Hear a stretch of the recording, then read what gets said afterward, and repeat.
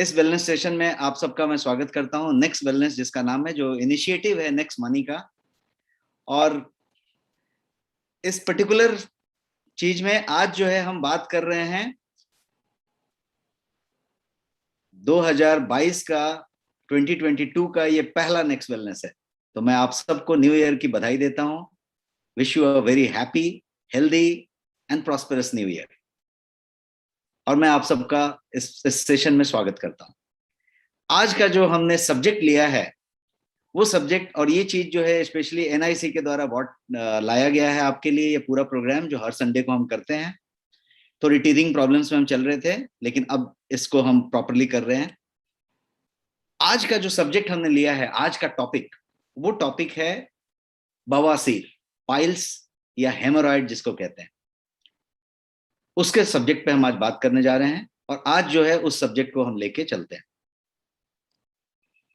इस टॉपिक में जैसा हमने आपको टाइटल दिया था कि बवासीर से कैसे बचें, how to prevent yourself from pile या हेमोरॉइड, जो भी बोले, तो आज उसको हम करेंगे। बट जैसा हमारा तरीका होता है, हम लोग पहले वाई को बड़ा तरीके से समझेंगे ताकि हाउ इजी हो जाए। The bigger is your why, the easier will be your how. तो आज हम थोड़ा सा बवासीर को और पाइल्स को और हेमोरॉइड को ठीक से जानेंगे, और उसके बाद हम उसके बचाव के, रोकथाम के और इलाज के सब तरह की चीजों पे बात करेंगे। क्या सब तैयार हैं? Shall we start with this topic? Just give me some yes in the chat box. इस टॉपिक के साथ हम शुरू हो रहे हैं। Are you ready? Super. So let us get started. और अब मैं आपको स्लाइड बाय स्लाइड लेके चलता हूं, जितने कुछ पॉइंटर्स मैंने आपके लिए रखे हैं, और ये पॉइंट यहां से शुरू करते हैं। सबसे पहली बात करते हैं कि कभी समझते हैं कि पाइल्स, कभी बोलते हैं बवासीर, कभी कुछ बोलते हैं हेमोरॉइड। तो बवासीर जो चीज है वो क्या चीज है, और पाइल्स क्या चीज है, हेमोरॉइड क्या चीज है?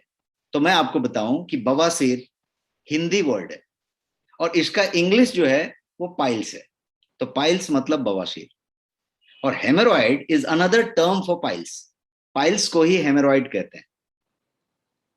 सो बवासीर, पाइल्स, हेमोरॉइड्स सब वन और द सेम थिंग है, सब कुछ एक ही है। तो पाइल्स बोले, हेमोरॉइड बोले, बवासीर बोले, अपने लैंग्वेज में जो बोलना है उसके हिसाब से बोल सकते हैं।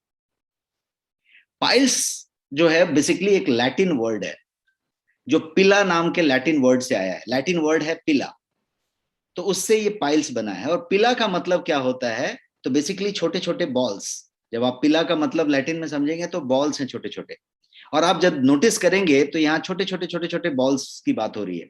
तो इसीलिए इसको पाइल्स कहा गया, राउंड राउंड बॉल्स को पाइल्स कहा गया। और ये पर्टिकुलर चीज जो है इस तरीके से पाइल्स, और इस तरीके से इसका नाम पाइल्स हो गया। पाइल्स प्रॉब्लम जो है काफी कॉमन है, काफी कॉमन है। एक इस ऐसी चीज है जो कम लोग बताते हैं, यदि है भी तो, और बहुत लोगों को इससे प्रॉब्लम रहती है और चलते रहते हैं। कितना ज्यादा है यदि बताऊं आपको, तो आज के मॉडर्न लाइफस्टाइल में ये बहुत ही ज्यादा कॉमन है, स्पेशली इन अर्बन पॉपुलेशन। जो शहरी पॉपुलेशन है, जनसंख्या है, उसमें ये बहुत ज्यादा है। एक एस्टिमेट के मुताबिक करीब 60% लोग, 60% पीपल गेट अफेक्टेड विद बवासीर और piles somewhere, some time in their lifetime. पूरे जीवन काल में करीब 60% लोग ऐसे होते हैं, 60% people who get affected with piles, कभी ना कभी अपनी जिंदगी में। इतना बड़ा रेशियो है ये, आधी से ज्यादा पॉपुलेशन की बात हो रही है, 60%। एक और आंकड़ा है, और वो आंकड़ा ये है कि about 80% of the people over 40 years suffer from piles. मतलब उसका एक एज ग्रुप है ना, कि कब से शुरू हो जाएगा और कब से हो जाएगा, तो उसके हिसाब से वो 40 ईयर्स की बात हो रही है। तो ये जो पाइल्स वाली चीज है वो बहुत रैम्पेट है, सब जगह पे है, लेकिन बहुत कम लोग इसके बारे में बात कर पाते हैं, हेजिटेट करते हैं इसके बारे में बात करने के लिए, और वो जो चीजें हैं रह जाती है, और फिर वो प्रॉब्लम बढ़ता चला जाता है। तो मैं आपको समझाने जा रहा हूं कि क्या है ये बवासीर, ये जो पाइल्स है, what actually, understanding that piles और हेमोरॉइड, ये है क्या एक्चुअली, इसकी बात करते हैं।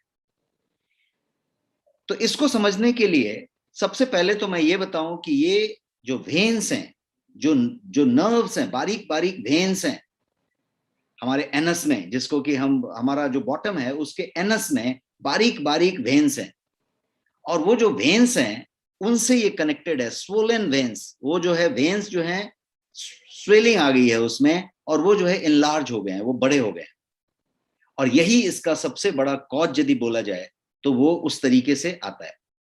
और बवासीर या बाइल्स की बात करें तो ये सबसे कॉमन कॉज है आपके रेक्टल ब्लीडिंग का। यदि रेक्टल ब्लीडिंग हो रही है या वहां पे ब्लीडिंग हो रही है तो उसका सबसे कॉमन कारण बवासीर है। यदि हुआ तो 99% केस में यही हो सकता है 1-2% में कोई प्रॉब्लम है, कोई तरीके का दिक्कत है, किसी को कोई कैंसर हो गया, कोई ट्यूमर हो गया, वो अलग बात होगी। बट इक्का दुक्का परसेंट, 99% केस में यदि ब्लड आया तो वो बवासीर है, इतना क्लियर है। तो इसीलिए पाइल्स या बवासीर की बात करें तो ये क्या चीज है, तो एक लाइन में बोलेंगे तो स्वेलिंग है जो आपके एनस के इन एंड अराउंड एरिया में, इनसाइड एंड अराउंड एरिया में डेवलप होता है, रेक्टम एंड एनस के एरिया में। और ये स्वेलन वेन्स और इनलार्ज ब्लड वेसल्स जो उसके एरिया में हैं, उनको जो है वो क्रिएट करता है। और प्रॉब्लम करता है कब, स्पेशली जब आप टॉयलेट जाते हैं, स्पेशली जब आप टॉयलेट पास कर रहे होते हैं, स्टूल पास कर रहे होते हैं या जोर लगा रहे होते हैं, तब ये सबसे ज्यादा तकलीफ करता है। क्यों ऐसा, कारण पे आ रहे हैं, क्यों ऐसा, तो वो इसलिए कि वो जो है, जो नैरो एकदम थिन वॉल है, जिसको कि आप नर्व की वॉल कहेंगे, वो पूरा का पूरा स्ट्रेच हो जाता है। जब आप जोड़ लगाते हैं तो स्ट्रेच हो जाता है, और स्ट्रेच होने से वो बल्जिंग होती है और इरिटेशन होता है, और वो एक तरीके से तकलीफ देता है, पेन होता है, और वो सारी चीजें होती हैं। So it's swollen veins in and around the anus area is the one topic.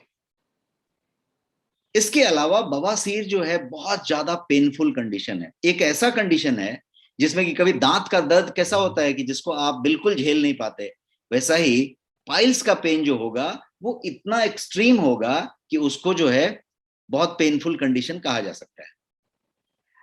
और यदि इसका सही समय पे इलाज नहीं किया गया, उसका ख्याल नहीं रखा गया, तो सफरिंग जो है कई गुना ज्यादा बढ़ जाता है, मल्टीफोल्ड इंक्रीज हो सकता है सफरिंग। और जब ये पुराना होता चला जाता है तो ये फर्दर कॉम्प्लिकेशन होने शुरू हो जाते हैं, क्योंकि जब ये इन्फ्लेमेशन बढ़ाता चला जाता है तो इसमें माने सोर्स बन जाते हैं, अल्सर बन जाते हैं, इंटेस्टाइन के इनर वॉल की तरफ चीजें होने लगती हैं, और तब इसको फिस्चुला कहा जाता है, और वो बहुत ज्यादा खतरनाक भयानक होता है।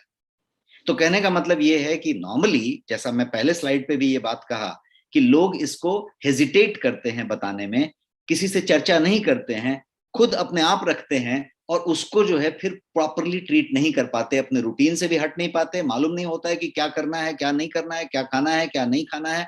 तो बहुत हद तक कोशिश करते रहते हैं, लेकिन बहुत ज्यादा कोशिश नहीं कर पाते हैं।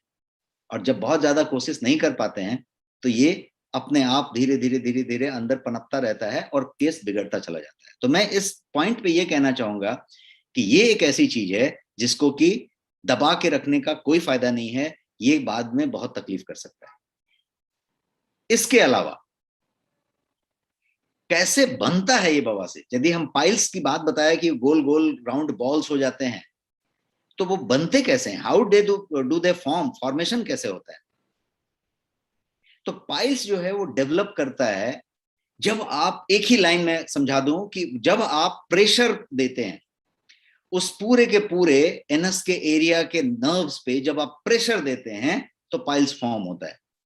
उसके वेन्स जो हैं एनस के अराउंड, उन वेन्स पे जब प्रेशर पड़ता है तो वो क्रिएट होता है। अब प्रेशर कैसे पड़ता है, उसकी पूरे लाइनिंग पे, उसकी पूरी लाइनिंग और एनस कैनाल जिसको कह सकते हैं, उसकी जो कैनाल है उस पे जब प्रेशर पड़ता है तब होता है। अभी इसमें कैसा है कि वो वेन्स जो है वो पूरा का पूरा एक जटिल नेटवर्क है, एकदम कॉम्प्लेक्स नेटवर्क है, वहां पे बहुत सारे वेन्स हैं, और उस वेन्स पे जब ब्लड वेसल्स जो हैं उस पे यदि प्रेशर पड़ता है तब ये काम शुरू होता है। अब इसको ठीक से समझते हैं कि ये कैसा फॉर्म कैसे होता है। तो सबसे पहली बात तो ये होती है कि ये जो वेन्स हैं वो वाइडर हो जाते हैं, इनलार्ज हो जाते हैं जब इन्फ्लेमेट होते हैं। तो जब इन्फ्लेमेशन बढ़ता है तो इनलार्ज हो जाते हैं। और इन्फ्लेमेशन के अलावा इन्फ्लेमेशन बढ़ने का भी कारण एक होता है, वो है लॉन्ग सिटिंग आवर्स। यदि मैं इस कुर्सी पे बैठा हूं और लगातार बैठा हूं 4 घंटे, 5 घंटे, 3 घंटे, और फिर मैं लंच ब्रेक के बाद आके फिर 4 घंटे बैठा हूं, फिर 3 घंटे बैठा हूं, फिर सोफा में बैठा हूं, फिर कार में बैठा हूं, या मैं ड्राइव करता हूं, मैं 2-2 घंटे, 3-3 घंटे ड्राइव करता हूं, तो बैठा हूं बैठा हूं बैठा हूं, सोफा में बैठा हूं, कार में बैठा हूं, ऑफिस के चेयर में बैठा हूं, घर के सोफा में आके बैठा हूं, बैठा हूं बैठा हूं बैठा हूं, if you are sitting continuously for more than some time, तो क्या हो रहा है, प्रेशर आ रहा है। इसके अलावा कॉन्स्टिपेशन यदि है तो इन्फ्लेमेशन होगा, प्रेशर आएगा। यदि कॉन्स्टिपेशन होगा तो आप जो है ज्यादा जोर लगाएंगे, जोर लगाएंगे, प्रेशर आएगा। तो हम सारे प्रेशर की बातें कर रहे हैं। ज्यादा बैठने से, ज्यादा देर तक बैठने से, कॉन्स्टिपेशन होने से, कब्ज होने से, जोर लगाने से, भारी सामान उठाने से, कहीं पे उस पे यदि प्रेशर आता है उन नर्व्स पे, इन एंड अराउंड एरिया में, तो फिर किस तरीके से होगा, यहां पे जो प्रेशर आएगा तो ये प्रॉब्लम आएगी। तो इनलार्ज्ड वेन्स हो जाएंगे, और उसके जो ओवरलेइंग टिश्यूज हैं, उसके ऊपर बहुत सारे टिश्यूज हैं ना, वो वेन है, वेन के ऊपर बहुत सारे टिश्यूज हैं, जो ओवरलेइंग टिश्यूज उसको कहेंगे, वो जो है स्वेलिंग शुरू कर देंगे, इन्फ्लेमेशन उसमें होनी शुरू हो जाएगी। और तभी जाके वही पॉइंट होता है जब वो छोटे छोटे बाउल्स डेवलप होने शुरू हो जाएंगे। कैसे होता है, ये जो बाउल्स हैं, ये जो बने, वो फॉर्म कैसे हो रहे हैं, कैसे डेवलप हो रहे हैं? तो पाइल्स नॉर्मली इस तरीके से जब प्रेशर आ रहा है तो ही फॉर्म हो रहा है, उसमें इन्फ्लेमेशन आ रही है, उसमें प्रेशर आ रहा है। हमने 2-3 चीजें डिस्कस की, लंबा सिटिंग आर, प्रेशर लगाना, भारी सामान उठाना, ये सब चीजों से प्रेशर आ रहा है। एक बात तो हो गई।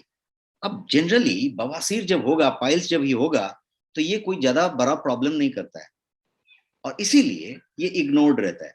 कभी कभी हल्का छोटा सा पेन आ गया, हल्का छोटा सा ये रह गया, कभी दिक्कत हो गई तो छोड़ दिया, क्योंकि वो बहुत ज्यादा कुछ तकलीफ नहीं कर रहा है, कुछ गड़बड़ नहीं कर रहा है, और इसीलिए वो इग्नोर्ड रहता है।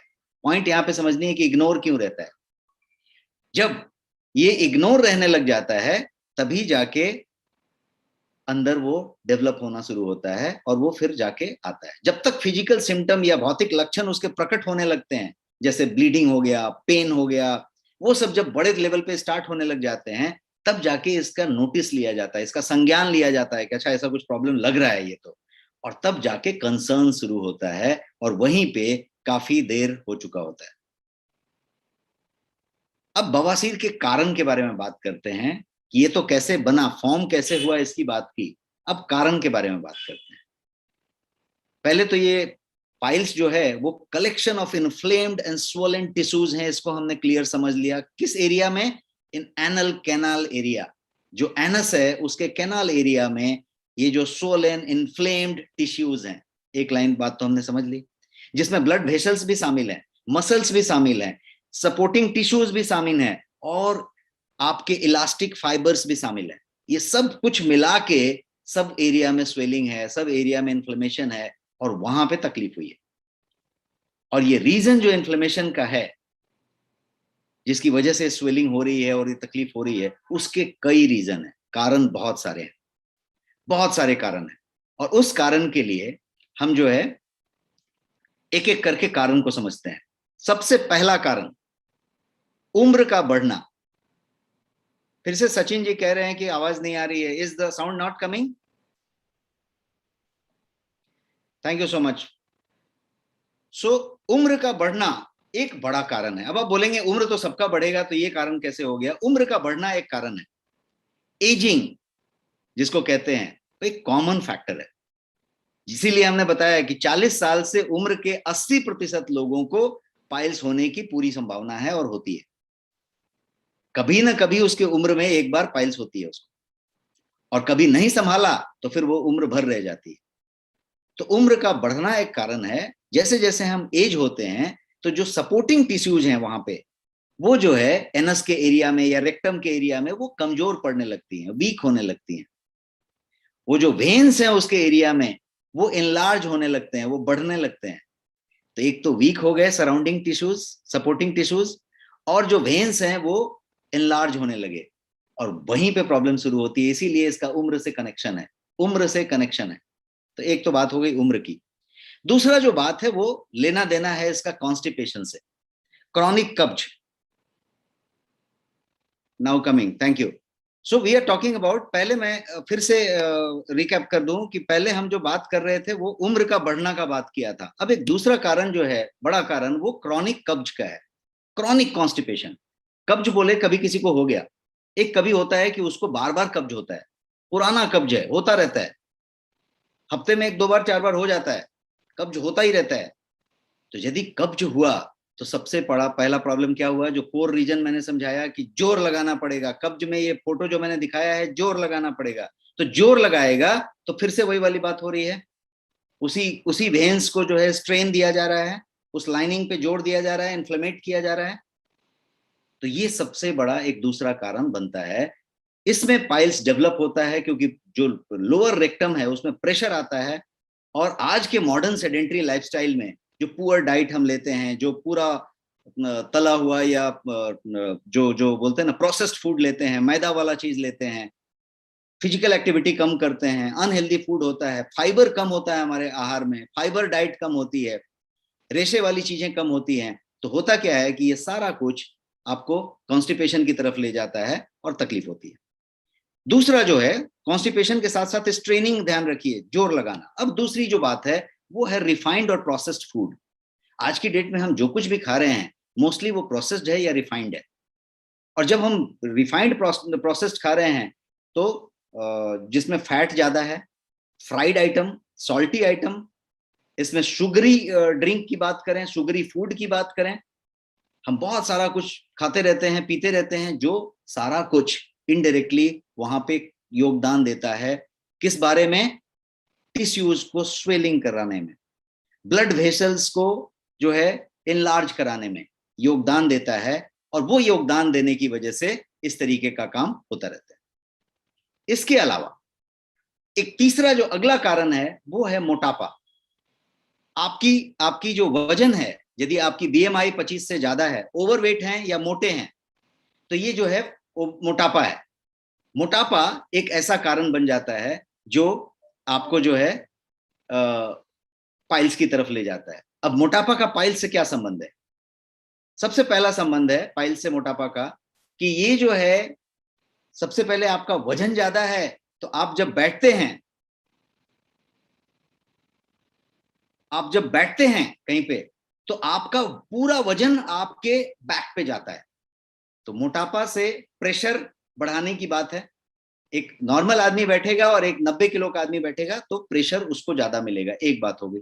ओवरवेट ओबेस पर्सन का एक और चीज होगा कि जो उसके ब्लड वेसल्स हैं उस एरिया में सराउंडिंग द एनस रेक्टम, उसमें ऑटोमेटिकली ज्यादा टॉक्सिकेशंस हैं, क्योंकि आपका जो बड़ी आंत है, जिसको कि आवाज नहीं आ रही है, सारे लोग टाइप कर रहे हैं, sound is not coming, sound is not coming.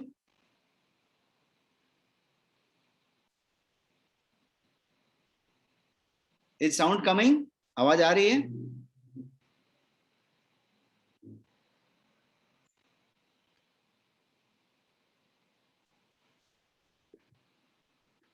Okay great.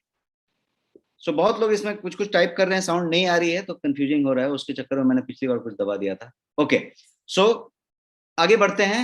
हम मोटापा की बात कर रहे हैं, तो मोटापा में कोलोन क्लिंजिंग की बात यदि करते हैं तो क्या करते हैं हम, कोलोन के टॉक्सिक की बात करते हैं। जब आप वाइसरल फैट की बात करते हैं तो उस फैट की बात करते हैं जो टॉक्सिकेशन से बना हुआ है, और कोलोन की बात करते हैं तो मोटापा से टॉक्सिकेशन का संबंध है, वाइसरल फैट का संबंध है। और वाइसरल फैट और इसके अलावा आपका खुद का वजन जब सिटिंग पे प्रेशर देता है तो उसके सराउंडिंग ब्लड वेसल्स एरिया और जो है रेक्टम प्रेशराइज्ड होता है और उससे एक कारण बनता है। अगला कारण जो है वो है देर तक एक ही जगह पे बैठना। देर मतलब कितना देर? मैं बोलूंगा 45 मिनट, 1 घंटे से ज्यादा।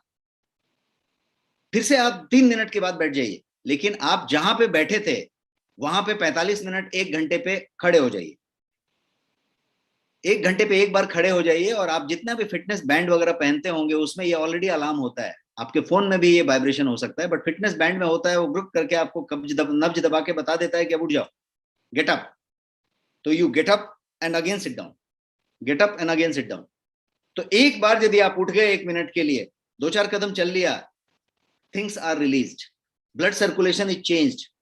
अभी यदि आप एक ही जगह पे बैठे रह गए, लगातार बैठे रह गए, प्रेशर दे के बैठे रह गए, तो एक प्रॉब्लम हो सकती है, और वो सारा कुछ इन्फ्लेमेशन, इरिटेशन, स्वेलिंग, ये सारा कुछ लेके जाता है। और जैसा मैंने बताया पिछले स्लाइड में कि एक्सेस वेट यदि हो, और यदि कुर्सी जहां पे आप बैठते हैं या बैठने की जो जगह है वो हार्ड है, सख्त है, एकदम कुशन नहीं है वहां पे, तो भी ज्यादा प्रेशर आपके वेन्स पे, नर्व्स पे पड़ता है, और वो जो है आपको बवासीर को पाइल्स की तरफ लेके जा सकता है। अगला जो कारण मैं बताऊंगा वो है गर्भ के समय महिलाएं ज्यादा प्रोन होती हैं इस पाइल्स के। उसका कारण क्या है? उसका कारण है कि वुमेन जब स्पेशली 3rd ट्राइमेस्टर में होती हैं, तो 3rd ट्राइमेस्टर में क्या होता है, 3 महीना, लास्ट वाले ट्राइमेस्टर में क्या होता है कि फ्रीक्वेंट कॉन्स्टिपेशन डेवलप होता है because of the physiological changes जो बॉडी के अंदर हो रहे होते हैं। और जब फ्रीक्वेंट कॉन्स्टिपेशन डेवलप होता है तो प्रेशर लगाने वाली बात होती है और स्ट्रेनिंग वाली बात होती है ड्यूरिंग द स्टूल पासिंग, और तभी वो वेन्स पे स्ट्रेन आता है, प्रेशर आता है, और वेन्स में स्वेलिंग होती है, क्योंकि उस समय फिजियोलॉजिकल चेंज बढ़ चुका होता है और वजन भी बढ़ चुका होता है। तो जो मैंने बताया मोटापा वालों का प्रॉब्लम, वो प्रॉब्लम अपने आप ऐड हो जाता है। इसके अलावा कॉन्स्टिपेशन डेवलप हो जाता है, अपने आप ऐड हो जाता है। तो जो 2-3 कारण अभी तक हम बड़ा बड़ा समझे, वो सारे कारण इसमें ऐड हो जाते हैं, और बैठने वाला कारण भी इसमें ऐड हो जाता है, क्योंकि चूंकि उनके पास एक अलग फिजिकल कंडीशन होती है, तो बहुत ज्यादा एक्टिव नहीं रहते, बहुत ज्यादा भागदौड़ नहीं करते, बैठे रहते हैं ज्यादा समय। वही बताया गया है और वही होना चाहिए। तो ये तीनों चीज मिलके पाइल्स की तरफ लेके जाते हैं, और इसीलिए ये जो है प्रेग्नेंट वुमेन के 3rd ट्राइमेस्टर में ये कॉमन होता है, और ये जब डिलीवरी हो जाती है तो ये अपने आप ठीक भी हो जाता है। तो इट गेट्स बेटर, किसी किसी का फिर कंटिन्यू हो गया, अदरवाइज ये ठीक हो जाता है। So this is another reason. अब हम बात करें एक और रीजन की, और वो रीजन है अनुवांशिक कारण, हेरेडिटरी रीजंस। मान लीजिए कि किसी के फैमिली में, किसी के फादर का, किसी के दादाजी का, किसी के किसी और का, माताजी का, या किसी का पाइल्स का शिकायत रहा है, तो संभावना है कि उस ट्री में आगे जो है ये प्रॉब्लम आएगा। उसका क्या कारण है? उसका कारण है कि जो जो मैंने बताया कि वो कोशिकाओं के इलाके का एरिया, नर्व बड़े हो जाते हैं, इनलार्ज हो जाते हैं, वो हेरेडिटी में है, हेरेडिटी में ही इनलार्ज हो रहा था, इन्फ्लेमेशन हो रही थी, स्वेलिंग हो रही थी, हेरेडिटी से चला आ रहा था, और उस तरीके से ये जो है इनहेरिट कर लिया जाता है स्वेलन वेन को। थिनर वॉल, जो उसके वाल हैं वो पतले होते हैं, और हेरेडिटी में यदि पतले चले आ रहे हैं तो पतला वाल ज्यादा जल्दी स्ट्रेन लेगा और ज्यादा जल्दी जो है इन्फ्लेमेट हो जाएगा, और एनल रीजन के एरियाज में वो जो है पाइल्स का फॉर्मेशन करेगा, राउंड राउंड बॉल्स को। अब बात करते हैं बवासीर के प्रकार की, types of haemorrhoid, types of piles. बहुत सारे डिफरेंट डिफरेंट साइज की वजह से, इंटरनल, एक्सटर्नल, इन सब रीजन की वजह से, इन सब कारणों की वजह से इसके बहुत सारे प्रकार हैं। क्या क्या प्रकार हैं?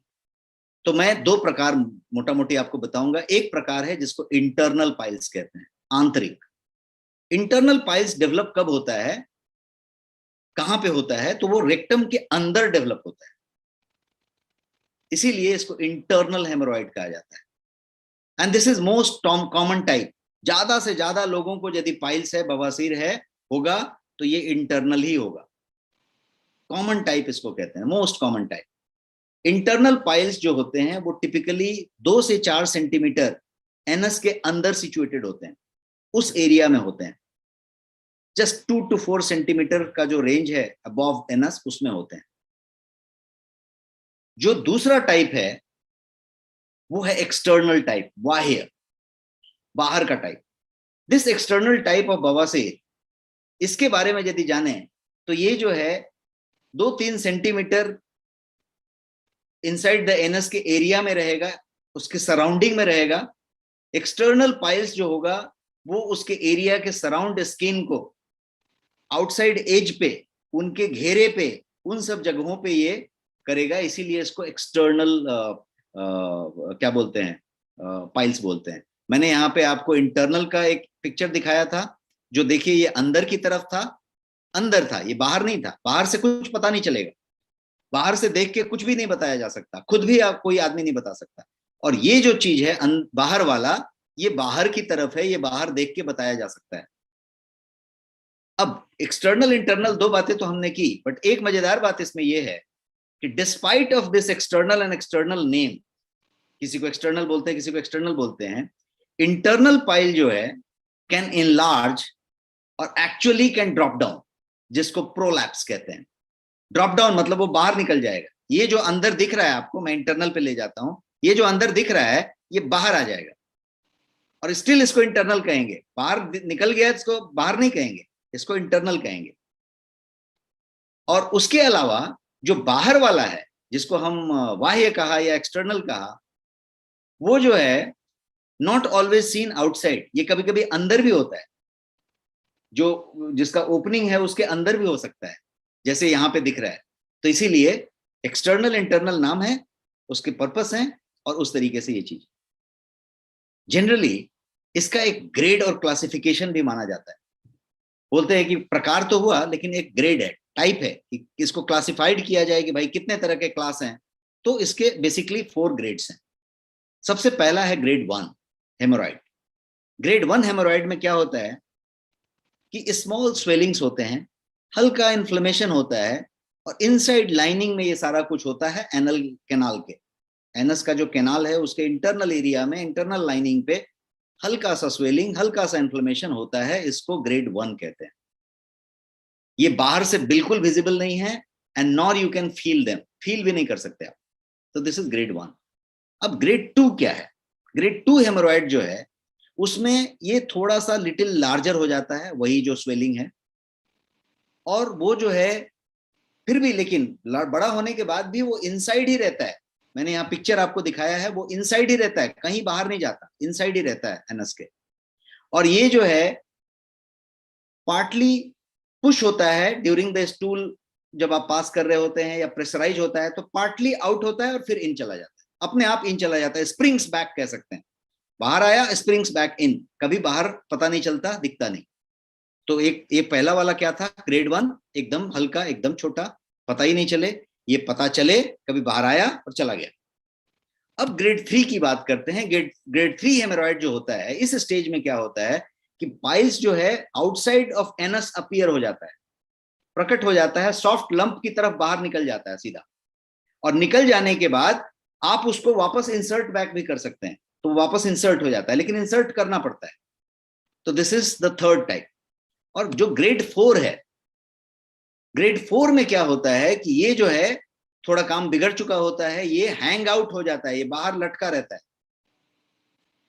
एंड ये जो है अच्छा खासा साइज में होता है, ये आउटसाइड एनस पे पड़ा रहता है, and you can not push them back. Grade 3 वाले में क्या था, बाहर निकल गया, आपने फिंगर से पुश बैक कर दिया। यहां पे ये 4th ग्रेड वाला पुश बैक नहीं होता, ये बाहर ही होता है और बाहर लग जाता है। So this is the 4 grades. अब बवासीर के लक्षण की बात करें कि क्या क्या लक्षण है बवासीर के, सिम्टम्स क्या क्या हैं, तो मैं आपको 7 लक्षण आज बताने जा रहा हूं, जिसको कि आप कोर की लक्षण कह सकते हैं, की सिग्निफिकेंट क्या बोलते हैं, सिम्टम्स कह सकते हैं। 7 टाइप्स, और ये 7 में सब कुछ कवर हो जाता है। और ये डिपेंड करता है बहुत सारी चीजों पे, उसके प्रकार पे भी, एक्सटर्नल है कि एक्सटर्नल है, उसके हिसाब से सिम्टम आएगा। The symptom can also depend on कितना बड़ा है, साइज क्या है, पोजीशन क्या है, उसका ग्रेड कौन सा है, इन सब चीजों पे सिम्टम डिपेंड करेगा। बट मैंने जो ये 7 सिम्टम्स बना के आपके लिए लाए हैं, वो 7 सिम्टम्स एकदम आम आदमी की भाषा में 7 के साथ चेक मार लिया तो 7 सिम्टम की बात हो रही है। तैयार हैं आप? Type yes in the chat box यदि तैयार हैं तो मैं 7 सिम्टम बताने जा रहा हूं एक के बाद एक। 7 स्पॉट सिम्टम्स अबाउट पाइल्स, कि क्या क्या सिम्टम्स हो सकते हैं।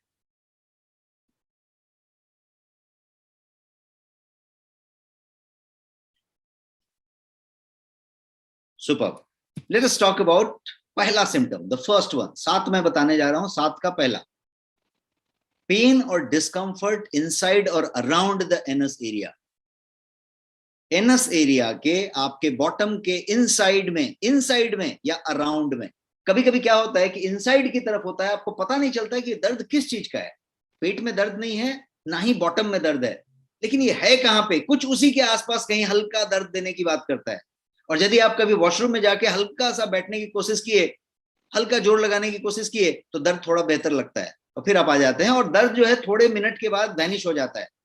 ऐसा जो मैंने स्टडी किया है उसके हिसाब से, जो मैंने कुछ डॉक्टरों से इस बारे में, एक स्पेशलिस्ट से बात की है आपके सेशन को बनाने के पहले, उससे हिसाब से ये जो है काफी लोगों को कॉमन होता है और कभी कभी अक्सर हो जाता है।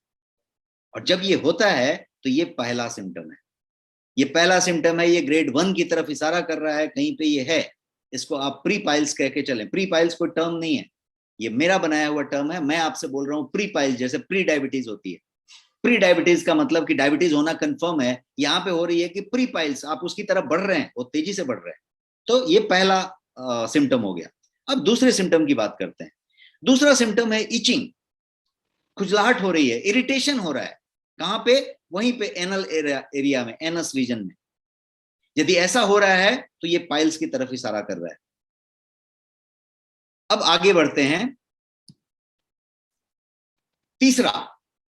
तीसरा क्या है? तो स्वेलिंग है, इन्फ्लेमेशन है एंड हार्ड लंप है आपके एनस के एरिया में। आप यदि टच करके फील करें तो हार्ड लंप्स बन रहे हैं, स्वेलिंग हो रही है, इन्फ्लेमेशन हो रही है। तो यदि ऐसा है तो ये थर्ड लक्षण हुआ। अब चौथे की बात करते हैं। चौथा सीधे सीधे सीवियर पेन दे रहा है जब भी आप स्टूल पास करने जाते हैं। सीवियर पेन होता है जब आप स्टूल पास करने जाते हैं, इसका मतलब है कि पाइल्स है। पांचवा, द फिफ्थ थिंग इज, यदि आप तुरंत वॉशरूम से वापस आए हैं एंड स्टिल आपको बहुत ज्यादा, वो बोलते हैं ना, पेट साफ नहीं लग रहा है, you are not feeling as if एकदम क्लियर हो गए।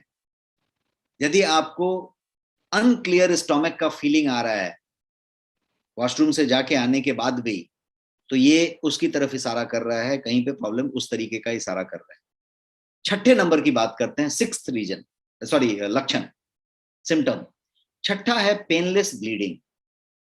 कि पता चला कि आपका जो कमोड है या जहां पे आपने स्टूल पास किया है, वहां पे एकदम तेज लाल, चमकदार लाल कलर आ गया, ब्लड का कलर आ गया।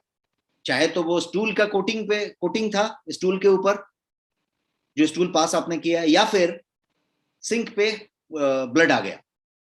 ब्लड आपको दिखाई पड़ा, एकदम चमकदार लाल ब्लड, और आपको किसी तरीके का कोई पेन नहीं हुआ, किसी ने काटा नहीं, काट के ब्लड नहीं निकला। तो पेनलेस यदि ब्लीडिंग हुई तो ये सीधे सीधे ड्यूरिंग बाउल मूवमेंट, तो ये सीधे सीधे इशारा कर रहा है कि भाई वो है। अब सेवेंथ की बात करते हैं। टोटल 7 थे, 7वां है spotting bright and red blood in your stool. छठा 7वां में फर्क समझिए। छठा का मतलब हुआ कि ब्लड आया, आपको कोई पेन नहीं हुआ, बिना पेन के ब्लड आते हैं, अक्सर आ जाता है, थोड़ा बहुत आ जाता है। और इसका मतलब हुआ 7वें का कि spotting blood red in your stool, red blood in your stool. तो ये एक चीज हुई। अब ये 7 के 7 लक्षण तो हुए, लेकिन इन कोई भी लक्षण को यदि आप नोटिस करते हैं तो मैं ये कहूंगा कि do not ignore it, you should never ignore this symptoms. कोई भी 6-7 में से कोई भी सिम्टम यदि आपको हुआ तो आप कभी भी उसको इग्नोर ना करें, आप तुरंत डॉक्टर को कंसल्ट करें, अपना एग्जामिनेशन करवाएं और उसके बाद ट्रीटमेंट करवाएं। लेकिन हम लक्षण की बात कर रहे थे, सिम्टम्स की बात कर रहे थे। अब मैं यदि आपको बताऊं कि बहुत समय ऐसा होता है, अक्सर ऐसा होता है कि बवासीर या पाइल्स या haemorrhoid may not have any symptom, कोई भी सिम्टम नहीं आएगा। जो 7 सिम्टम की हमने 7 सिम्टम्स की बात की, उसमें से कोई भी सिम्टम नहीं आएगा और वो कंप्लीट साइलेंट ही रहेगा and still you have piles. उसके लिए क्या करना पड़ेगा? तो उसके लिए आपको पता भी नहीं चलेगा कि आपको बवासीर है या आपको पाइल्स है, और पाइल्स रहेगा, पाइल्स डेवलप होता रहेगा, ऐसा भी संभव है। तो इसके लिए बहुत जरूरी है कि you start reading your body signals. आपका बॉडी कुछ ना कुछ सिग्नल देता है। स्टूल के, आपके टॉयलेट जाने के टाइमिंग का ध्यान रखिए, टॉयलेट में जाके कितने देर बैठना पड़ रहा है उसका ध्यान रखिए।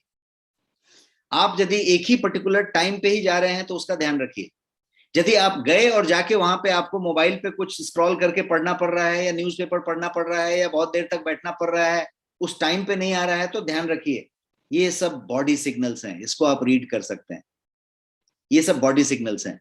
यदि आप बहुत देर तक बैठ रहे हैं, बैठ के उठ रहे हैं, कोई तरीके का पेन नहीं है, कोई प्रॉब्लम नहीं हो रहा है, लेकिन आपको कुछ हल्की फीलिंग हो रही है कुछ इधर उधर, आप उसको रीड कीजिए। तो बॉडी सिग्नल्स हो सकते हैं जो इन सातों लक्षण से अलग हो सकता है। इसलिए मैंने एक और पॉइंट आपको दिया यहाँ पे कि do not ignore even those symptoms, और इसको बहुत केयरफुली बॉडी सिग्नल्स को रीड करने की जरूरत है। अब मैं बताने जा रहा हूं कि कैसे पता करें कि आपको या मुझे बवासीर है, पाइल्स है, ये पता कैसे करें, कैसे पता करें कि यहाँ पे बवासीर है। इसके लिए मैं आपको सिंपल तरीके बता रहा हूं। पहला तो तरीका बताऊंगा कि ये 7 के 7 जो सिम्टम्स मैंने आपको बताए 1 to 7, इसको आप टिक करें। कोई भी इसमें से एक लागू है आपके ऊपर तो ये जो है सिम्टम हो गया बवासीर वाला। कॉन्स्टिपेशन है, क्रॉनिक है, वो बात हो गई। लॉन्ग सिटिंग आवर्स की बात हो गई, तो आप ज्यादा प्रोन है। और यदि आप लंबा समय तक बैठ रहे हैं तो आप ज्यादा प्रोन हैं। और ये जो तरीका है ये आपने चेकलिस्ट से निकाल लिया। अब simple way to confirm and check कि यू हैव दिस 7 सिम्टम्स, आप जो है कोई उसमें से टिक कर लिया। कोई भी यदि एक टिक है तो आप समझ लें कि आपके पास कोई प्रॉब्लम है ये वाली, और आपको डॉक्टर को मिलना चाहिए। बवासीर है यदि इसमें से कोई पॉइंट क्लियर होता है तो आपको है पाइल्स और आपको डॉक्टर से मिलना चाहिए। अब डॉक्टर क्या करेगा? तो डॉक्टर सबसे पहले तो आपसे बहुत सारे सवाल पूछेगा। आपका डॉक्टर आपसे बहुत सारे सवाल पूछेंगे, इसलिए पूछेंगे कि ये सब जानना चाहेंगे कि इस लक्षण में से, इस कारणों में से, आप बहुत देर तक बैठते हैं, क्या कॉन्स्टिपेशन होता है, क्या इन्फ्लेमेशन होती है, क्या आप क्या बोलते हैं फाइबर बहुत कम लेते हैं, क्या आप प्रोसेस फूड ज्यादा लेते हैं, क्या ऐसी ऐसी ऐसी से बहुत सवाल पूछ के he will zero down, he is expert, he will zero down कि क्या क्या आपके इश्यूज में आ रहे हैं। एक बात हुई। दूसरा, वो फिजिकल एग्जामिनेशन करेंगे डॉक्टर। फिजिकल एग्जामिनेशन वो ग्लव्स पहन के फिंगर के हिसाब से वो एक फिजिकल एग्जामिनेशन करते हैं, और वहां पे वो किसी तरीके का राउंड राउंड बॉल फॉर्म हुआ है क्या, उसको वो चेक करते हैं, और वो चेक करके बता देते हैं कि बवासीर है क्या, पाइल्स है क्या कि नहीं। And depending on your case किस तरीके का है, doctor can ask for further examination. और फर्दर एग्जामिनेशन बहुत सारे हो सकते हैं, जैसे एक प्रोक्टोस्कोपी होता है, उसमें जाके डिटेल्ड तरीके से एग्जामिनेशन। एक और भी तरीका होता है जिसमें कि आपका डिटेल्ड बाउल एग्जामिनेशन किया जाता है, जिसको कोलोनोस्कोपी कहते हैं। और ये सब जो प्रोक्टोस्कोपी, कोलोनोस्कोपी इसलिए किया जाता है कि बाकी सब कारणों को रूल आउट किया जाए कि कहीं कोई कैंसर तो नहीं, कोई बात तो नहीं, कोई और चीज तो नहीं। उन सब चीजों को रूल आउट कर दिया जाए। एलिमिनेशन प्रोसेस है। सब कुछ करने के बाद जीरो डाउन हो गए कि भाई ये बवासीरी है और ये पाइल्सी है और ये इस स्टेज में है। ग्रेड है कौन सा, A grade 1, grade 2, grade 3, grade 4 बता के आपका चीज हो गया। अब एक और चीज हम समझना चाहेंगे कि कभी कभी आप सुनते हैं एक शब्द भगंदर बोलते हैं। बवासीर और भगंदर में क्या फर्क है? बवासीर, difference between piles and fistula. भगंदर को इंग्लिश में फिस्चुला कहते हैं। तो बवासीर is not fistula, piles is not fistula, दोनों अलग अलग है। तो समझ लेते हैं सिंपल लाइन में कि बवासीर जो है वो जो है गुदा और मलाशय के नीचे के भाग में रक्त वाहिनियों के सूजन से होती है। इसमें गुदा और मलाशय में मस्से बन जाते हैं, छोटे छोटे, जो मैंने बोला राउंड राउंड पाइल्स बन जाते हैं, वो मस्से बन जाते हैं, और जिनके फूलने से उसमें इन्फ्लेमेशन और स्वेलिंग होती है और खून निकलता है और दर्द होता है। तो ये हुआ बवासीर का मामला। लेकिन जब भगंदर की बात करेंगे, फिस्चुला की बात करेंगे, तो उसमें मस्से नहीं बनते। भगंदर एक घाव युक्त नली बन जाता है, एक पूरा का पूरा एक नली बन जाता है, केनाल बन जाता है, और वो जो है इंटरनल ओपनिंग उसका इधर होता है, और जो एक्सटर्नल ओपनिंग जो होता है उसका स्किन के अंदर होता है। तो भगंदर उन लोगों को होता है जिनके मल द्वार के पास कोई फोड़ा हो जाता है, कोई इस तरीके का एक ऐसा लंप बन जाता है, और उस फोड़े में बहुत सारे मुंह बन जाते हैं, बहुत सारे माउथ ओपनिंग आ जाते हैं। तो ये भगंदर हुआ। ये जो पाइल्स है, जब बहुत लंबे समय तक एड्रेस नहीं होता है, बहुत लंबे समय तक चलता रहता है, उसके बाद भी लॉन्ग सिटिंग होती रहती है, कॉन्स्टिपेशन होती रहती है, खाने का सिस्टम नहीं चेंज हुआ रहता है, क्रॉनिक होता चला जाता है, तो वो जाके भगंदर में तब्दील हो जाता है। तो ये दोनों अलग अलग बातें। अब बवासीर से बचने के उपाय पे आते हैं। क्या क्या उपाय हैं, कैसे बच सकते हैं? The best way to prevent piles और ह्यूमरॉइड या बवासीर is to keep your stool soft so that it can pass easily. क्योंकि मैंने एक ही बात बताया कि जोर लगाने से, स्ट्रेन देने से वहां पे तकलीफ आती है। स्ट्रेन कुछ भी हो सकता है, आप वहां पे जोर ना लगाएं और आप एक भारी सामान उठाने की कोशिश करें तो स्ट्रेन आएगा वहां पे। तो स्ट्रेन होने से होता है, बहुत सारे लोग वो जिम में जाके बहुत सारा कुछ करते हैं, उनको भी कभी कभी तकलीफ हो जाती है। तो ये स्ट्रेन नहीं देना है। तो सबसे पहला कारण जो मैं उपाय बताऊंगा वो उपाय ये है कि आप सारा वो कोशिश करें जिससे कि आपका स्टूल जो है, जो आपका टॉयलेट है, स्टूल है, वो सॉफ्ट हो, वो हार्ड ना हो, सॉफ्ट हो और वो इजीली पास हो जाए। क्योंकि सारा मामला टू मच प्रेशर का है in the veins around your anus. सारा मामला टू मच प्रेशर का है। सो avoid constipation at all stage, at all cost. दूसरा सजेशन मैं दूंगा, पहला था कि आप जो है उसको सॉफ्ट रखें। सॉफ्ट रखने के लिए बहुत सारा चीज कर सकते हैं। आप जो है खूब सारा पानी पिएं, हाई फाइबर फूड खाएं, फ्लूइड लें, बहुत सारा मट्ठा लें, जूस लें, पानी लें, ये लें, लिक्विड लेते रहें। लॉन्ग आवर्स तक मत बैठें। डू नॉट स्ट्रेन, जोर मत लगाएं।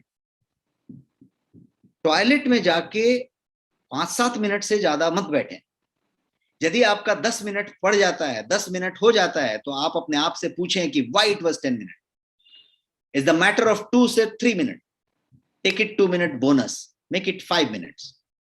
Now if it is more than 5 minutes, ask yourself a question. And if you are more than 40 years of age, 40 साल से उम्र के ज्यादा के हैं और 10 मिनट से ज्यादा बैठते हैं, ask question. There is a problem. There is a problem. क्योंकि आप बैठे हैं इसका मतलब क्लियर नहीं हो रहे हैं, और क्लियर नहीं हो रहे हैं मतलब आप जोर लगा रहे हैं। कनेक्टेड है, बातें एक दूसरे से कनेक्टेड है। और जैसे ही एज सुन एज आपको अर्ज आए वॉशरूम जाने का, as soon as you feel the urge of going to washroom, go immediately. Don't hold it. कभी भी ऐसा नहीं हो कि आपको वॉशरूम जाने की इच्छा हो रही है और आप ऑफिस में हैं या कोई मीटिंग में हैं या कहीं पे हैं और ऐसी बातें हैं वैसी बातें हैं। Don't do that. जैसे ही फीलिंग आए, don't hold it, go immediately. Because if you hold it, it will create that same pressure वाला मामला, और वो जो है veins around your anus will get inflamed और वो प्रॉब्लम होएगा। तो धीरे धीरे छोटा छोटा टुकड़े में जाके ये होगा। तो मैं कुछ ऐसे तरीके बता रहा हूं जो शायद आपको रेडिली कहीं पे नहीं मिलेंगे, कोई बुक्स में नहीं मिलेंगे, कोई इंटरनेट में नहीं मिलेगा, बट मैं आपको कोई पॉइंट्स बता रहा हूं जो बहुत प्रैक्टिकल पॉइंट्स हैं। और वो प्रैक्टिकल पॉइंट्स को यदि आप फॉलो करें तो बचने के उपाय सारे हो सकते हैं। जैसा कि मैंने बताया कि 60% लोग अपनी जिंदगी में कभी ना कभी बवासीर से प्रभावित होते हैं, and 80% people above 40 years of age get बवासीर। तो पॉइंट ये है कि हमें ध्यान रखना है कि हमें अपने को उससे अलग नहीं समझना है। कभी ना कभी आप प्रोन हो सकते हैं, उसका ध्यान रखना है। एक और चीज हो सकती है इसमें कि आप एक्सरसाइज करें, अपने आप को एक्टिव रखें, सेडेंटरी ना रहें, पड़े ना रहें, बैठे ना रहें। राइज अर्ली, अनदर रीजन, आप जल्दी सुबह उठें। देर तक सोएंगे, कॉन्स्टिपेशन बढ़ेगा, कॉन्स्टिपेशन बढ़ेगा, जोर लगाना पड़ेगा, जोर लगाना पड़ेगा, इन्फ्लेमेशन बढ़ेगा, स्वेलिंग बढ़ेगी और उसको जो है स्ट्रेन मिलेगा। एक बात हो गई। खाने में non spicy food, healthy food खाएं, चोकर वाली चीजें खाएं, रेशेदार चीजें खाएं, सबूत फल खाएं, सबूत अनाज खाएं, जो भी कुछ खाएं, प्रोसेस्ड चीजें ना करें, मैदा ना लें, ब्रेड, पास्ता, पिज्जा, है ना, नूडल्स, ऐसी चीजों से दूर रहें, बिस्किट, फरसान, नमकीन, इन चीजों से दूर रहें। तो एक चीज ये बात हुई। इसके अलावा कुछ हमें बोलते हैं ना डूज एंड डू नॉट्स, क्या करें और क्या ना करें, डूज एंड डोंट्स। तो डूज में वही वाली सारी चीजें जो जो करना चाहिए जो मैं अभी बता रहा था, बट फिर से यदि गिनना है एक दो और एक्स्ट्रा पॉइंट, तो पहला है कि drink lot of fluid and eat plenty of fibre. बहुत सारे फाइबर खाएं, बहुत सारे पानी पिए, बहुत सारा लिक्विड लें। वार्म बाथ लें, यदि बवासीर है, पाइल्स है, तो वार्म बाथ लें। वो आपके इचिंग को और पेन को ईज करेगा बेटर देन एनी मेडिसिन। तो टब में पानी लेके या कोई तरीका करके, हाइड्रोथेरेपी कह सकते हैं, वार्म वाटर, उसमें बैठ जाएं, उसकी बात करें, तो एक वो हो गया। आइस पैक का इस्तेमाल कर सकते हैं, टॉवेल में लपेट के भी आइस का इस्तेमाल हो सकता है, बट आइस पैक बाजार में आते हैं जिसको आप लेके फ्रीजर में रख सकते हैं, और निकाला तो वो आइस ऑलरेडी उसमें जेल जैसा रहता है और वो चीज हो सकता है। तो आइस पैक का इस्तेमाल कर सकते हैं टू ईज द डिस्कम्फर्ट, यदि बहुत ज्यादा है तो ईज हो सकता है उससे। आप बॉटम को क्लीन और ड्राई रखें, ये एक बड़ा नुस्खा है। क्या करें क्या ना करें में, पहला चीज करें कि क्लीन एंड ड्राई रखें। अब ड्राई करने के लिए रगड़ के ना पोंछ दें, बिल्कुल पैट करें, उससे ज्यादा रगड़ने का बिल्कुल उसको किसी तरीके का घर्षण नहीं आना चाहिए। तो कभी कभी क्या होता है कि घर्षण देने से पेन हो रही है इसलिए उसको पोंछते नहीं है ठीक से, और पोंछते नहीं है तो वो वेट रहता है, और वेट रहने से नुकसान ज्यादा है। तो ड्राई रहे और बिना रगड़े ड्राई रहे, पैट करके। इसके अलावा आप एक्सरसाइज रेगुलरली करें, यदि पाइल्स है तो एक्सरसाइज को बढ़ाएं, एक्सरसाइज रेगुलरली रखें। अल्कोहल यदि लेते हैं, कैफीन लेते हैं, तो say no to it. These both are going to create the problem bigger and bigger. Piles है तो पाइल्स, यदि आप शराब पीते हैं, अल्कोहल लेते हैं, या फिर कोई तरीके का कैफीन लेते हैं, ज्यादा चाय पीते हैं, ज्यादा कॉफी पीते हैं, इस तरीके की चीजें करते हैं, तो कई फोल्ड बढ़ जाएगा। मैदा और प्रोसेस फूड मैंने ऑलरेडी बता दिया, आपको मना किया। अब क्या क्या नहीं करें, ये बातें हमने डिस्कस की। एक और चीज हो सकता है कि आप जो है अर्ज को इग्नोर ना करें, उसको कभी हार्ड ना होने दें, पुश कभी ना करें, बहुत ज्यादा हार्ड पुश ना करें। और पेन किलर्स यदि आप ले रहे हैं तो उसमें कोडीन टाइप का कोई जो तत्व हो तो वो ना लें, क्योंकि वो कॉन्स्टिपेशन करेगा, और कॉन्स्टिपेशन होएगा तो फिर आपको प्रेशर करना पड़ेगा, जोर लगाना पड़ेगा। बहुत सारे लोग पेन किलर लेते हैं क्योंकि पेन किलर की जरूरत पड़ी। कुछ लोग आइब्रूफ्रेन लेते हैं। आइब्रूफ्रेन यदि लेते हैं आप, तो उसमें क्या होता है कि वो पाइल्स की ब्लीडिंग के लिए लिया जाता है, और उसको नहीं लेना चाहिए आइब्रूफेन, क्योंकि उससे आपका ये प्रॉब्लम और बढ़ जाएगा। और यदि आप ज्यादा टाइम तक बिता रहे हैं तो वो नहीं करना चाहिए। आगे बढ़ते हैं और पॉइंट की बात करते हैं कि इलाज क्या है इसके। यदि हम बोले कि नहीं भाई, तो बहुत ज्यादा प्रॉब्लम हो गया, डॉक्टर के पास गए, अब डॉक्टर इलाज कर रहा है, तो क्या क्या इलाज हो सकता है। तो सबसे पहले तो पाइल्स हमेशा से ध्यान रखें कि पाइल्स अपने आप क्लियर हो जाता है, मोस्ट ऑफ द केसेस में अपने आप क्लियर हो जाता है। If the symptoms are severe, फिर भी परसिस्ट कर रहा है, तो आप जो है ट्रीटमेंट रिक्वायर्ड है, और यदि उससे भी ज्यादा सीरियस है तो सर्जरी भी रिक्वायर्ड है। और पाइल का जो ट्रीटमेंट है वो जो है डिपेंड करेगा कि इंटरनल है कि एक्सटर्नल है, थोड़ा कम है कि थोड़ा ज्यादा है, ग्रेड 1 है कि ग्रेड 2 है कि ग्रेड 3 है कि ग्रेड 4 है, सब पे डिपेंड करेगा आपका treatment. Grade 1 and 2 of internal haemorrhoid की बात करें यदि अंदर वाले की, उसका ग्रेड 1 और 2 जनरली मेडिसिन से और उसके कोई ऑइंटमेंट से या किसी तरीके की चीजों से, क्या खाएं क्या ना खाएं, क्या करें क्या ना करें से बढ़िया से ट्रीट हो जाता है। और in some cases doctor can prescribe some kind of gels and कुछ ऑइंटमेंट लगाने का, उतने तक काम हो जाता है। ग्रेड 1 ग्रेड 2 की बात हुई। अब इंटरनल का जो ग्रेड 3 है, उसमें आप देखेंगे तो इंटरनल हेमोरॉइड को भी ट्रीट किया जा सकता है ग्रेड 3 लेवल के, by diet, by planning, by things, उसमें इंटरवेंशन किए बिना, माने सर्जिकल इंटरवेंशन किए बिना। और जो ग्रेड 4 है उसमें जो है आपको जो है इंटरवेंशन की कभी जरूरत पड़ती है। और जब एक्सटर्नल पाइल की बात करें तो उसको ट्रीट करने के लिए डॉक्टर आपको बहुत सारे तरीके के हेमोरॉइड का क्रीम देंगे, आइस पैक की बात करेंगे, स्वेलिंग की बात करेंगे, बिकॉज वो बाहर वाला है, उसको उस तरीके की ट्रीटमेंट देनी पड़ेगी। और कुछ केसेस में यदि सीवियर है तो डॉक्टर आपको सर्जरी के लिए सजेस्ट करेंगे। और सर्जरी जैसे हेमोरॉइड डेक्टोमी बोलते हैं, हेमोरॉइड डेक्टोमी, ये एक सर्जरी है। इसके अलावा जो है हेमोरॉइड का आर्टरी लिगेशन भी एक होती है, और एक स्टैपलिंग कहते हैं। तो ये इन इस तरीके के अलग अलग होते हैं। बट मैं जो बताना चाहता हूं यहाँ पे वो ये कि अपना इलाज अपने हाथ, ऐसा यदि आप कॉन्सेप्ट पे चलें तो ये सारा कुछ आपके परहेज से, आपकी चीजों से बेहतर हो सकता है, और आपको शायद सर्जरी पे जाने की जरूरत ना पड़े यदि आप बढ़िया कोलोन क्लींजिंग कर लें तो। हाउएवर यदि एकदम सर्जरी के लिए आप आ चुके हैं उस स्टेज में, डॉक्टर कह रहे हैं, आपको डॉक्टर से समझने की जरूरत होगी, बट आपको शायद उसकी जरूरत ना पड़े। यदि आप बढ़िया से क्लींजिंग करते हैं और सप्लीमेंट्स लेते हैं तो आपको उसकी जरूरत नहीं पड़ेगी। एक तो मैं आपको बताऊंगा कि आप जो है अश्विनी मुद्रा एक योग का आसन है, बहुत सारे लोग करते भी होंगे, जानते भी होंगे। ये योगा का एक आसन है जिसको अश्विनी मुद्रा कहते हैं। ये अश्विनी मुद्रा यदि आप करते हैं, और यदि आपके पास पाइल्स है तो आपको करना ही चाहिए, और यदि नहीं है तो भी करना चाहिए, बिकॉज ये सीधा उसके लिए कामदायक चीज है, काम करने वाला चीज है। तो एक हुआ। फिर से यदि मैंने अपना लाइन रिपीट करूं कि अपना इलाज अपने हाथ, तो आप जो है क्लिनजिंग कर सकते हैं, और क्लिनजिंग थेरेपी करने के बाद आप सप्लीमेंट ले सकते हैं। और आपके लिए सप्लीमेंट्स हैं यहाँ पे जो मैं बता रहा हूँ, ये एक स्लिम एंड डिटॉक्स नाम का सप्लीमेंट है। ये सप्लीमेंट यदि आप यूज कर रहे हैं तो आपको गारंटीड फायदा होगा। इस तरीके के रिजल्ट्स हैं इसके। इसमें पर्पस क्या है? ये पाइल्स की कोई दवाई नहीं है, it's not a medicine, it is just a supplement जिसका काम कोलोन क्लिनजिंग है। बेसिकली वेट लॉस के लिए यूज करते हैं, कोलोन क्लिनजिंग के लिए यूज करते हैं। बट ये आंवला के रेशे से बना हुआ है। इसका पूरा का पूरा जो 50+ इंग्रेडिएंट में से जो मेजर इसका जो इंग्रेडिएंट है वो आंवला का रेशा है, और फिर बहुत सारे हर्ब्स हैं। तो आंवला का रेशा एक फाइनेस्ट क्वालिटी का फाइबर है, और वो फाइबर सारे हर्ब्स के साथ मिलके आपके कोलोन को क्लिंज करता है, आपके स्टूल को सॉफ्ट करता है। और जब आपका स्टूल एकदम सॉफ्ट हो जाता है तो आपको जोर नहीं लगाना पड़ता है, और इसके जो तत्व हैं, इसके अंदर जो सारे इंग्रेडिएंट हैं, वो जो हैं आपके इन्फ्लेमेशन को सीज करती हैं, बहुत कम करती हैं, कॉन्स्टिपेशन घटाती हैं।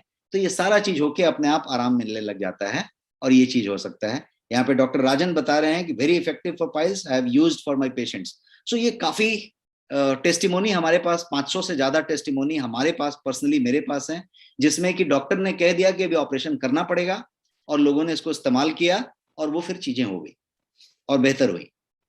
तो ये है जिसके अंदर डिटॉक्स के सारे सामान हैं, बहुत सारे इंग्रेडिएंट हैं, और ये काफी बढ़िया सा प्रोडक्ट है। एक और प्रोडक्ट है जो बहुत जल्द आपके पास अवेलेबल हो जाएगा 2 to 3 वीक्स टाइम में। वो प्रोडक्ट है पाइल्स केयर। ये भी गोयंग का प्रोडक्ट है, और ये स्पेशलाइज्ड प्रोडक्ट है पाइल्स केयर के लिए, जिसका पाइल्स केयर से लेना देना है। किसी को 7 सिम्टम में से एक भी सिम्टम आया, किसी की फैमिली में कभी था, कोई एक सिम्टम लेता है कि लंबे समय तक बैठता है, किसी को टॉयलेट में 10 मिनट से ज्यादा बैठना होता है, किसी को कॉन्स्टिपेशन वीक में एक बार हो जाता है। हर व्यक्ति के लिए ये पर्टिकुलर चीज है जो एक बढ़िया काम करेगा, वो वाली बात। और ये गोयंग का प्रोडक्ट है जो एक बढ़िया सा रेपुटेड सप्लीमेंट ब्रांड है। और ये सारा गोयंग आपका जो है नेक्स्ट शॉपी पे अवेलेबल है, रिवॉर्ड पॉइंट्स के साथ अवेलेबल है, आपके बेहतर प्राइसेस के साथ अवेलेबल है। और इसके अलावा ये सारे ई कॉमर्स पोर्टल पे अवेलेबल है, चाहे वो अमेजॉन हो, फ्लिपकार्ट हो, बिग बास्केट हो, 1mg हो, सीनियोरिटी हो, या इस तरीके के पोर्टल्स पे। और यदि आपने नेक्स्ट मनी ऐप डाउनलोड किया हुआ है और अभी उसको एक्टिवेट नहीं किया हुआ है, तो मैं कहूंगा कि उस ऐप को एक्टिवेट कर लें, गेट रिवॉर्डेड, बिकॉज ये सारे प्रोडक्ट्स जो मैं बता रहा हूं इसमें आपको रिवॉर्ड्स मिल सकते हैं। आपके द्वारा बताए हुए लोग यदि इस प्रोडक्ट को लेते हैं तो आपको भर भर के रिवॉर्ड मिलते हैं, और आपका वॉलेट भरता जाता है, और आपको बहुत सारे इंसेंटिव मिलते चले जाते हैं, आपके पॉइंट्स मिलते चले जाते हैं। तो मैं कहूंगा कि आप ज्यादा से ज्यादा लोगों को इसको डाउनलोड करवाएं, नेक्स्ट मनी डाउनलोड करवाएं, नेक्स्ट शॉपी डाउनलोड करवाएं, कोई भी डाउनलोड करवाएं। उसमें ये नेक्स्ट वेलनेस का सेशन आप लाइव अटेंड कर सकते हैं वहां पे। Of course there is some teething issues in our first and second session, and we hope that अगले सेशन से हमारे पास कोई टीथिंग इशू नहीं होगी। गूगल प्ले पे भी अवेलेबल है, ऐप स्टोर पे अवेलेबल है, आप कहीं से डाउनलोड कर सकते हैं और आप इसको इस्तेमाल कर सकते हैं। मैंने आपका समय जितना लेना चाहिए उससे बहुत ज्यादा समय ले लिया है, क्योंकि गुफअप्स हुए थे बीच में और समय गया है, बट फिर भी मैं यहाँ पे Q&A के लिए आपको पॉइंट्स रखना चाहता हूं। आपके कुछ सवाल हैं तो आप टाइप कर सकते हैं, मैं 1-2 सवाल लूंगा ताकि आपके सवाल को लिया जा सके। कुछ Q&A जनरली जब तक आप सवाल टाइप कर रहे हैं, मैं 1-2 बता दूं कि सबसे पहले बहुत लोग ये पूछते हैं कि बवासीर है, पाइल्स है, तो क्या फ्रूट लेना चाहिए, कौन सा फ्रूट काम करेगा। तो कोई भी फ्रूट जो फाइब्रस है, जिसमें रेशे हैं, चाहे वो जामुन हो, चाहे वो कीड़ा ककड़ी हो, चाहे वो कोई और चीज हो, आप सेब है, नाशपाती है, सारा कुछ ले सकते हैं, और ये पाइल्स के लिए बहुत बढ़िया काम करेगा। लेकिन केला एक ऐसी चीज है, बनाना, यदि आप रोज एक केला खाते हैं, 3 केला खाते हैं, तो वो बहुत बढ़िया काम करता है, बिकॉज उसका डाइजेशन से बहुत लेना देना है।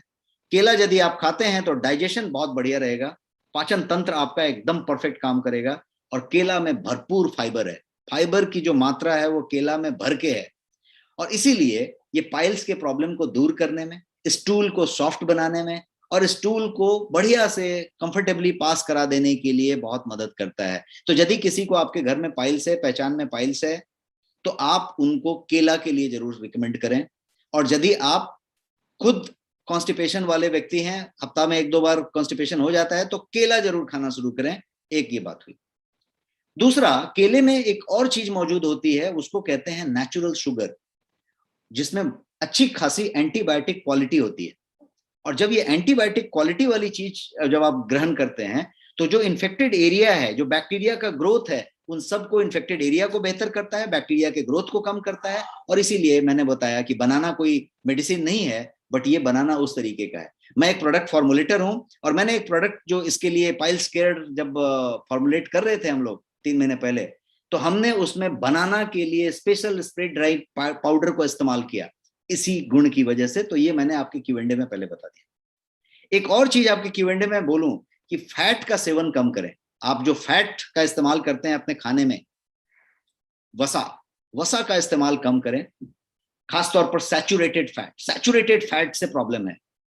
और एक चीज का कर सकते हैं कि कैफीन से दूर रहें, अल्कोहल से दूर रहें, चाय, कॉफी, इस तरीके की चीजों से आपका कॉन्स्टिपेशन बढ़ेगा तो जोर लगाना पड़ेगा तो फिर से ब्लीडिंग होगी, फिर से डेवलप होगा, और फिर से स्ट्रेन आएगा, उनकी झिल्लियों पे तकलीफ आएगी, और फिर उसको आप संभाल नहीं पाएंगे, वो फिर एडवांस स्टेज में चलता चला जाएगा। इसलिए यदि पाइल्स है, पाइल्स की शिकायत है, कॉन्स्टिपेशन रहती है, चाय कॉफी जीरो डाउन कर दें, बंद कर दें, स्टॉप कर दें। एक बात हो गई। कब्ज की समस्या है तो उसका ध्यान रखें। अल्कोहल की बात करेंगे, कोई बोले कि भाई दारू क्यों नहीं पीना है, भाई दारू से इसका क्या कनेक्शन है? दारू से कनेक्शन है। अल्कोहल यदि आप लेते हैं तो अल्कोहल में ड्यूरेटिक इफेक्ट होता है। और ड्यूरेटिक इफेक्ट क्या करता है? तो ड्यूरेटिक इफेक्ट आपके शरीर के पानी को कम करता रहता है, बिकॉज आपको बार बार यूरिनेशन जाना पड़ता है, बार बार पेशाब करने जाना पड़ता है। तो जब बार बार पेशाब जाना पड़ता है तो आपका शरीर में पानी की कमी कम हो जाती है, और उससे बवासीर की समस्या बहुत बढ़ जाती है। तो ये सब कुछ सवाल तो मैंने बता दिए। अब मैं आपसे जानना चाहता हूं कि is there any question for you? कुछ है तो आप पूछें, और अदरवाइज क्या पूछा है, शुगर वाले कैसे खा सकते हैं? ये शुगर वाले केला खा सकते हैं। केला का ग्लाइसेमिक इंडेक्स बहुत ज्यादा नहीं होता है। अब पूरा केला का पूरा एक डजन लेके खाने की जरूरत नहीं है, बट 2 केला शुगर वाले खा सकते हैं, अनलेस अदरवाइज वो एकदम इंसुलिन डिपेंडेंट है और बहुत सारा चीज है, तो केला खा सकते हैं शुगर वाले। फिस्चुला के बारे में मैंने बताया सर कि फिस्चुला जो है, जिसको भगंदर कहते हैं हिंदी में, पाइल्स बाद में डेवलप होकर भगंदर बन जाएगा। भगंदर में किसी तरीके का, वो बोलते हैं ना, वो राउंड वो क्रिएट नहीं होता है, जिसको आपको बोल रहे हैं ना कि वो नहीं क्रिएट होता है। भगंदर में घाव बन जाता है, और घाव में बहुत सारे मुंह बन जाते हैं, और वो बाहर के साइड में होता है, जबकि पाइल्स या बवासीर अंदर की साइड में होता है, और उसमें बहुत सारे मस्से बन जाते हैं। भगंदर में कोई मस्सा नहीं बनता। यस, और कोई क्वेश्चन था?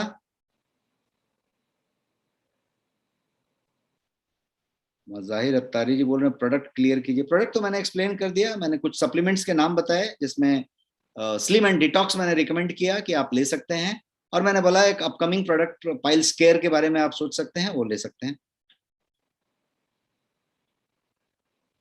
सो I think we are done with this thing. आपके पास कोई नया सवाल तो मुझे नहीं दिख रहा है अभी चैट में। Yes.